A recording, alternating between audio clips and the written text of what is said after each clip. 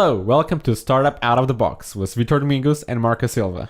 And this week we're going to discuss about vacation and also some reading material for the vacation that most of us are going to have during August, and also some news about this podcast that we're doing. Well, first of all, we're changing a bit of the technology. So we now have two different cameras. Mm-hmm. One is over there, the other one is over here. Try to get the best angles out of you, because you wanted different cameras and you wanted makeup and stuff like that. I tried to put some makeup today. Now we can see. Yeah. But some news about the podcast. Well, first of all, probably should start with that. First of all, as I said, we have some new technology to support us. On video, but also on the next episodes we're going to do some interviews and some startup reviews. So we're going to look at startups, we're going to look at their products, investment probably if we get hold of that as well, but products, how they work, and they will be mostly Portuguese startups, as I believe, as I'm aware. At least for now, some Portuguese startups, but we are also open to review other type of startups. But at least this moment is going to be a few Portuguese startups that we're going to review, and that's going to follow on our episodes. But starting with the first theme, which is vacation. Yep. So you already had your vacation out of August, which is wonderful, right? Yeah, it was in July, so not August. Yeah. And you were in Portugal, getting that beautiful weather of 40 degrees, right? No, I know. When I was there, it was 25 degrees, and so it was much better in London than in Lisbon. Yeah. But even so, it was good, relaxing, to enjoy the seaside, the seafood, the cheap food, the drinks. And friends and family, exactly. Right? That was the main point, just visit the family and just chill for 2 weeks. I had mine about the same time, so I think a week later, I returned 1 week later after you, and I pretty much got the same kind of weather, so shitty weather over there. But this theme about vacation is related to, first of all, entrepreneurs, right? So if you have a startup, should you take vacation? Is it when is it comfortable for you to take vacation when you start your own business? And secondly, if you have a startup, do you need to give vacation to other people because you're building something? What's your take on that? So my take on that is, some people think that once you're building a startup, that you can't afford to take vacation, that you shouldn't take vacation. It's always about the hustle, the grind, and you have to keep pushing yourself 12 hours a day, 18 hours a day. But the reality is, of course, you have that motivation. If you just started, you have that motivation, you want to keep going and you want to keep pushing. But you will get to a point that you will get tired, even if you don't notice. Your reaction will start to get slower.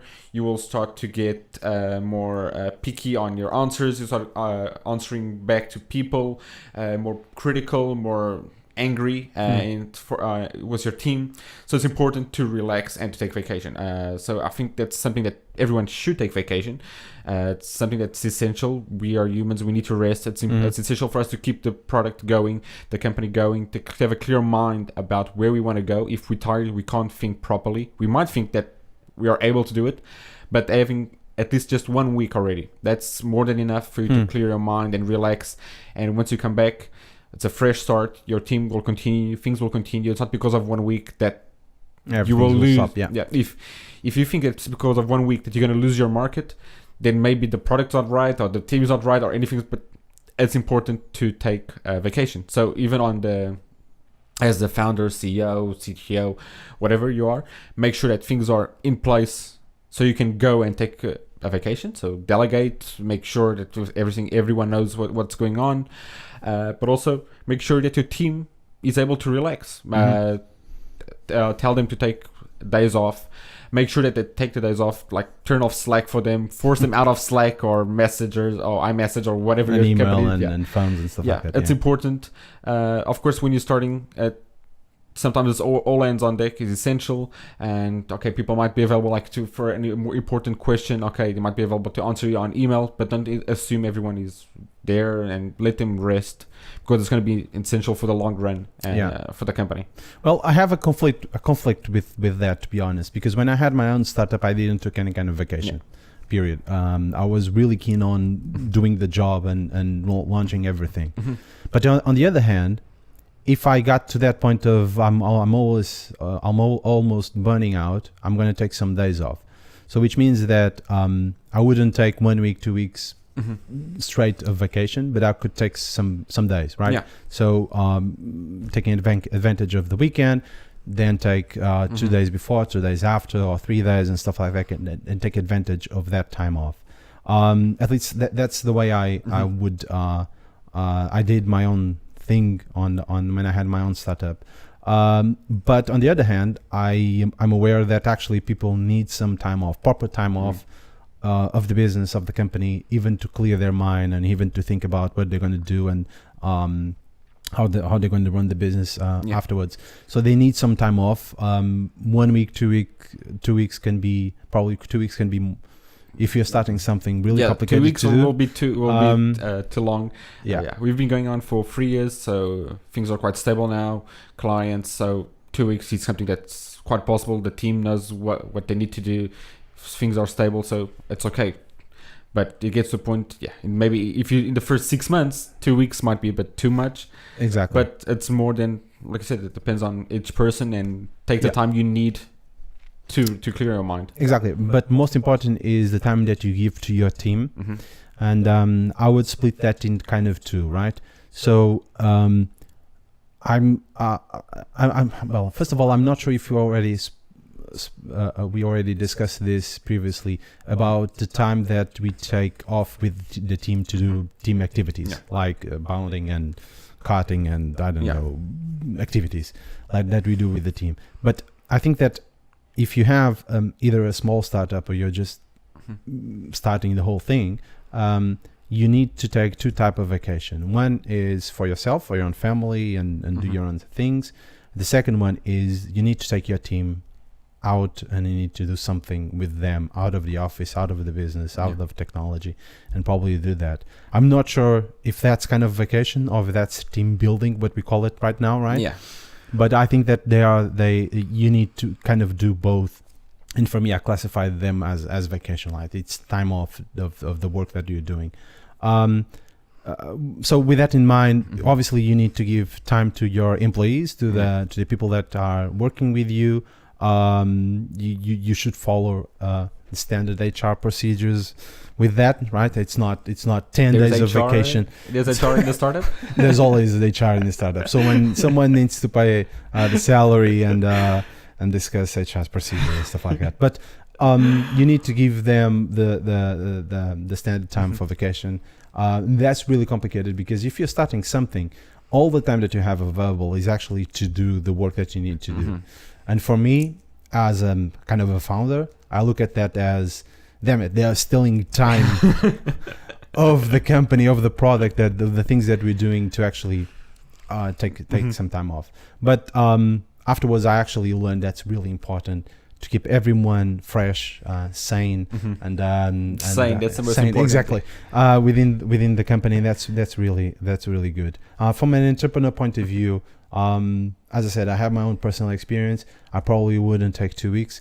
1 week could be more than enough, but I would try to take some days off, take advantage of the weekend, and relax those kind of days, and not take kind of full time ahead.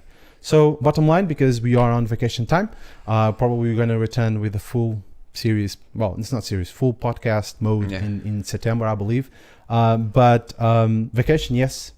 That's kind of the main thing. Take advantage of it. Take advantage. It's August. Delete Twitter from your phone. Exactly. Back in Portugal, no one works in August, and here in the UK, it's pretty much the same thing. And around the world, well, depending on hemisphere. The hemisphere, right? In Australia, around December, I think that's when everyone exactly, and Christmas in the beach and that kind of stuff. But that was pretty good. I imagine. But actually, you're going to have that in some zones of the Mediterranean because the weather, well, this is kind of another topic, not for startups. Well, maybe it depends on if you're a startup that's dealing with weather thing and climate change and stuff like that. But the second theme of this episode is about reading material. Yep. So, and because you are so technology, I don't know, keen on technology and love that kind of stuff, and Kindle, and you read actually books there. Yep. You don't destroy the environment. We're going to start with you. What kind of book do you recommend to the audience? So yeah, I do have the Kindle, but I'll still read on paper. It depends on the book and what I'm reading. So, but what I have to recommend now is a book I'm reading, and it was released quite recently. It's called, I keep forgetting the name, The High Growth Handbook. It was written by, let me just open here the about. We're going to put the description. Ella Jill. Below. So he worked at Twitter, Airbnb, Google, and he was involved in the period of time in those companies with a high growth period was happening. Okay. So this means it was from like 10 to 150, to 150 to 500, to 600 to 1500. So now he's an investor. Mm-hmm. So a lot of advice that he gives startups is regarding this periods that when they are in high growth. So he wrote this book that's a condensation of all his blog posts, interviews, and his tips, and what other people have been saying was what entrepreneurs and what companies should focus in each of these periods, from product focus, from HR, from team building, from technology. So it's a lot of tips in different areas of what companies should focus in these periods, because we have a lot of books out there, for example 0 to 1 or the hard things about hard things, and they talk about usually the first year, 2 years of a company, so when the company is quite small and still figuring out what to do, and this book is more of, okay, you figured out what you want to do, and now you're going to grow the company, and it's going to be mass growth, big speed. You're going to hire hundreds of people. What do you do now? Because this is completely different from before. So that this book is focusing on that. Even though I'm in a small startup, it gives some interesting insights and material for thought. Okay. Well, from my side, you can have this in digital, so you can subscribe. So I'm talking about the Harvard Business Review. So it's a magazine that comes out every, I think, 2 months. 2 months. Yeah. Yes, so that's six magazines per year, and with some specials. But it's really good. I think that everyone should subscribe the Harvard Business Review. They have this in digital, and they also have in paper. I actually like the paper mode to take on planes, and when I'm off technology, I read a lot. I'll subscribe to Wired, so in magazine mode. So. Exactly. So, but I have this in digital. Bottom line is the last two magazines, they had some interesting things that I would recommend you guys to read. First of all, it's which month is this? Right, the May June edition talks about strategy for startups.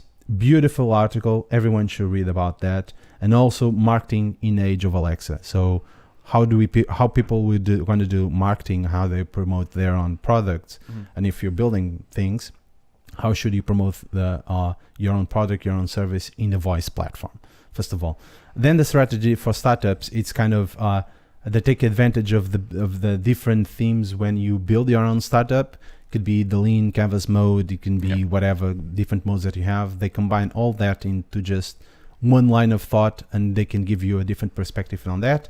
And the second one is actually the July-August edition, and talks about how CEOs manage time.